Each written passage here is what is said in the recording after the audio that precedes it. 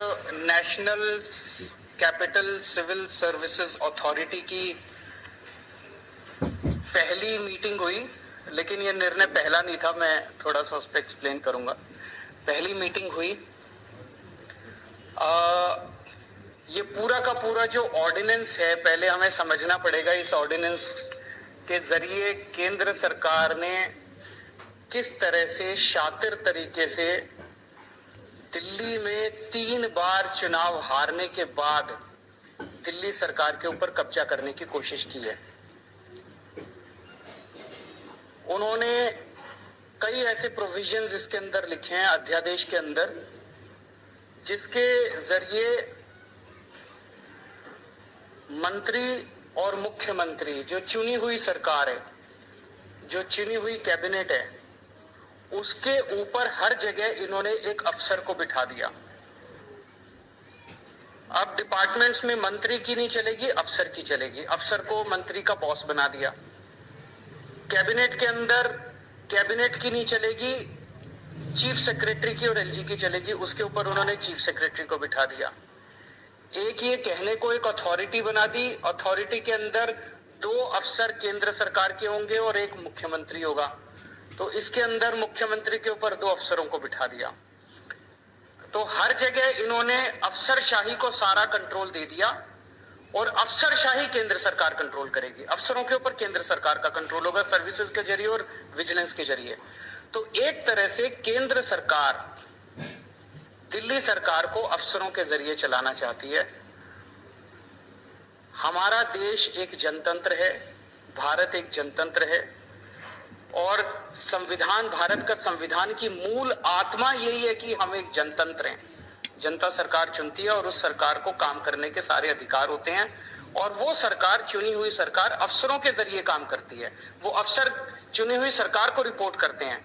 ये शायद दुनिया के इतिहास में पहली बार भारतीय जनता पार्टी ने ऐसा षड्यंत्र रचा है कि अब अफसर जो है वो चुनी हुई सरकार के ऊपर होंगे। क्यों? क्योंकि उन अफसरों के ऊपर केंद्र सरकार का कंट्रोल है। केंद्र सरकार उन अफसरों को कंट्रोल करती है, किसी को भी ट्रांसफर कर सकती है, किसी को सस्पेंड कर सकती है। कि अफसरों के ऊपर केंद्र सरकार का कंट्रोल है और अफसर जो है वो मंत्रियों के ऊपर बैठेंगे। तो जैसे किसी भी डिपार्टमेंट में मंत्री जो है वो अगर कोई आदेश देगा तो अफसर डिसाइड करेगा कि आदेश सही है कि गलत है। अगर अफसर को लगता है कि आदेश सही नहीं है, अगर वो, तो ये बहाना मार के कि वो अफसर आदेश सही नहीं है, वो अफसर आदेश मानने से इनकार कर सकता है। सरकार कैसे चलेगी ऐसे? हम मान लो कहते हैं कि 2 स्कूल बनाने, अफसर कहते हैं नहीं, इस दिल्ली में स्कूलों की जरूरत नहीं है। अगर अफसर लिख दे फाइल पे दिल्ली में स्कूलों की जरूरत नहीं है, तो स्कूल नहीं बनेंगे। हम मान लो कहते हैं कि मोहल्ला क्लिनिक 100 और बनने चाहिए। चुनी हुई सरकार कहती है, हम तो जनता में घूमते हैं, हम कहते हैं भाई जनता मांग रही है, इस इलाके में करोल बाग में एक मोहल्ला क्लिनिक बनाओ। अफसर कहता है नहीं, करोल बाग में मोहल्ला क्लिनिक की जरूरत नहीं है, बस फिर मोहल्ला क्लिनिक नहीं बनेगा। हम कहते हैं यहाँ पे पानी गंदा आ रहा है, अफसर लिख देता है पानी ठीक आ रहा है, पानी ठीक आ रहा है, फिर अफसर ने लिख दिया पानी ठीक आ रहा है। फिर हम कहते हैं यहाँ पे गंदगी बहुत ज्यादा हो गई है, अफसर कहता है नहीं गंदगी नहीं है, सही है, तो बस फिर सही है। तो ये अफसर को पावर दे दी। कैबिनेट जितने निर्णय लेगी, कैबिनेट मतलब सुप्रीम बॉडी, चुनी हुई सरकार की सुप्रीम बॉडी, जिसमें सारे मंत्री होते हैं, मुख्यमंत्री उसका अध्यक्ष होता है। तो कैबिनेट जो भी निर्णय लेगी, वो निर्णय सही है कि गलत है, ये चीफ सेक्रेटरी डिसाइड करेगा। तो चीफ सेक्रेटरी डिसाइड करेगा कैबिनेट ने निर्णय सही लिया कि गलत लिया, और फिर वो एलजी को रिकमेंड करेगा। एलजी उस पे कैबिनेट के किसी भी निर्णय को पलट सकता है। ये तो संविधान में भी नहीं दे रखा कि एलजी किसी भी निर्णय को पलट सकता है। इन्होंने नया एक संविधान बदल दिया और ये अथॉरिटी बनाई है कि अथॉरिटी के अंदर मुख्यमंत्री बैठेगा, मुख्यमंत्री के सर पे 2 अफसर बैठेंगे। तो ये एक बहुत बड़ा षड्यंत्र है। अथॉरिटी की जो मीटिंग है, अथॉरिटी कितना फ्यूटाइल एक्सरसाइज है, इससे आप समझ सकते हो। ये पहली मीटिंग हुई। इसके पहले एक फाइल आई मेरे पास 15 दिन पहले, लास्ट वीक ऑफ मई में। उस फाइल में वो एक ऑफिसर को सस्पेंड करना चाहते थे। उसको फाइल को पढ़ने के बाद मेरी 3-4 क्वेरीज थी, क्लैरिफिकेशंस थे। तो मैंने फाइल पे लिखा कि ये 3-4 मेरे क्लैरिफिकेशंस हैं और इनका जवाब दिया जाए। उसके बाद मैं बताऊंगा कि मीटिंग किस दिन होगी, कितने बजे होगी और कहाँ होगी। 3 या 4 क्लैरिफिकेशंस क्वेश्चंस मैंने लिख के फाइल पे भेजे। वो फाइल मेरे पास फिर वापस नहीं आई, वो फाइल सीधे एलजी के पास चली गई और उस फाइल पे लिखा गया कि अथॉरिटी के 3 मेंबर में से 2 मेंबर्स की सहमति हो गई है, 1 मेंबर की सहमति नहीं है, इसीलिए इसको अप्रूव। तो वो तो हमेशा ही उन दोनों की सहमति है, वो तो दोनों केंद्र सरकार के ऑफिसर्स हैं और मैं ही उसमें अकेला हूं। तो मतलब मैं अगर कोई उस मीटिंग के अंदर क्वेरी भी करता हूं, क्लैरिफिकेशन भी मांगता हूं, तो मेरी क्लैरिफिकेशन के जवाब भी देने की जरूरत नहीं है। तो वो एलजी साहब के पास उन्होंने फाइल भेजी, एलजी साहब ने लिख दिया कि ऑफिसर को सस्पेंड कर दिया जाए, ऑफिसर को सस्पेंड कर दिया गया। मेरे पास ना ऊपर जाते टाइम फाइल आई, ना नीचे जाते टाइम फाइल आई। मेरे पास जब फाइल आई मैंने उस पर क्वेरी रेज की और क्वेरी के बिना जवाब दिए उन्होंने एलजी से अप्रूवल। फिर अथॉरिटी की जरूरत क्या यार? तो ये दिखाता, ये सारी चीजें हम सुप्रीम कोर्ट लेके जाएंगे और हमें पूरी उम्मीद है, सुप्रीम कोर्ट से भी उम्मीद है और सारी पार्टियों से भी उम्मीद है कि अगर सुप्रीम कोर्ट में भी मिलेगी, राहत मिलेगी और अगर राज्यसभा में, संसद में बिल आता है तो उसको जीतने नहीं देंगे।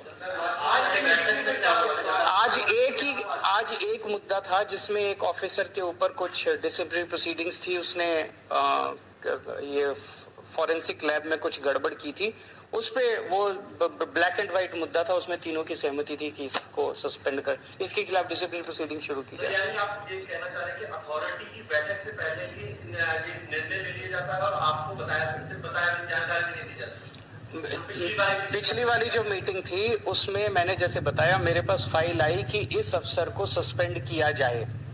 मैंने कहा कि इसको क्यों सस्पेंड किया जाए, इसके लिए 3 क्लैरिफिकेशन मैंने मांगी।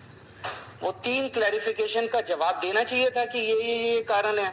वो 3 क्लैरिफिकेशंस के जवाब देने की बजाय उन्होंने फाइल सीधे एलजी को भेज दी कि अथॉरिटी के 3 सदस्यों में से 2 सदस्य तैयार हैं। वो दोनों तो उनके अफसर हैं अपने ही, उन दोनों ने साइन कर दिए, मुख्यमंत्री की इनको जरूरत ही नहीं है। जनतंत्र गया, जनतंत्र की ऐसी तैसी। सर आपने लॉ एंड ऑर्डर को लेकर भी चिट्ठी लिखी है। पूरे दिल्ली के अंदर पहली बार हो रहा है जो इतने बड़े, संडे का दिन था ना शायद, संडे को 4 मर्डर एक साथ दिल्ली के अंदर हुए। पूरे, मैं लोगों से मिलता रहता हूँ, दिल्ली के लोगों के मन में दहशत है और मैंने एलजी साहब को लिखा है कि कुछ करें, एलजी साहब भी करें, अमित शाह जी भी करें, दोनों मिलकर दिल्ली के लॉ एंड ऑर्डर को सुधारें। जैसे दिल्ली में हमने एजुकेशन ठीक कर दी, हमारे पास जो जो क्षेत्र थे उनमें से कई क्षेत्र ठीक कर दिए। अगर आज लॉ एंड ऑर्डर, हम पंजाब में हमारे पास लॉ एंड ऑर्डर पहली बार आया, शुरू में आपने देखा कितनी दिक्कत हुई क्योंकि वो पुरानी सरकारों ने कितना गंद मचा रखा था। आज पंजाब लॉ एंड ऑर्डर के मामले में दिल्ली में टॉप के 1-2, इंडिया टुडे का शायद सर्वे आया था, टॉप के स्टेट्स में माना जाता है। लॉ एंड ऑर्डर इतना शानदार कर दिया हम लोगों ने पंजाब के अंदर। दिल्ली में अगर लॉ एंड ऑर्डर हमें दे दिया जाए, अगर पुलिस का कंट्रोल हमें दे दिया जाए, दिल्ली के अंदर देखिए हम कितना अच्छा लॉ एंड ऑर्डर करके दिखाते हैं। तो एलजी साहब को मैंने लिखा, पहले थाना लेवल कमिटीज होती थी हर विधानसभा के अंदर, हर थाने के ऊपर। उस थाना लेवल कमेटी का अध्यक्ष होता था लोकल एमएलए और उसके नीचे आरडब्ल्यूएस होती थी, उसमें काउंसलर्स होते थे सारे उस इलाके के, उसमें वहां के प्रबुद्ध नागरिक होते थे। महीने में एक बार ये कमेटी मिला करती थी। इस कमेटी को रिवाइव करने की जरूरत है।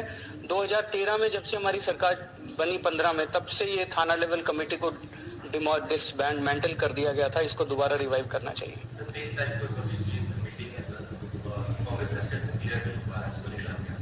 इस कांग्रेस से मैं उम्मीद करता हूँ सारी पार्टियां पूछेंगी उस मीटिंग में, भाई आप अपना स्टैंड बताइए।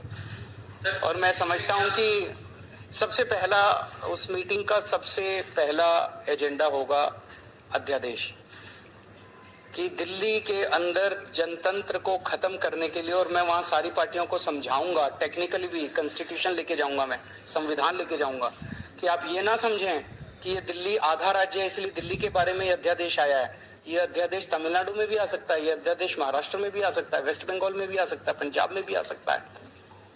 कंकरेंट लिस्ट की जितने सब्जेक्ट्स हैं, केंद्र सरकार अगर इसी तरह का अध्यादेश लाती है तो फुल स्टेट्स के अंदर भी कंकरेंट लिस्ट के सब्जेक्ट्स को वो खत्म कर सकती है।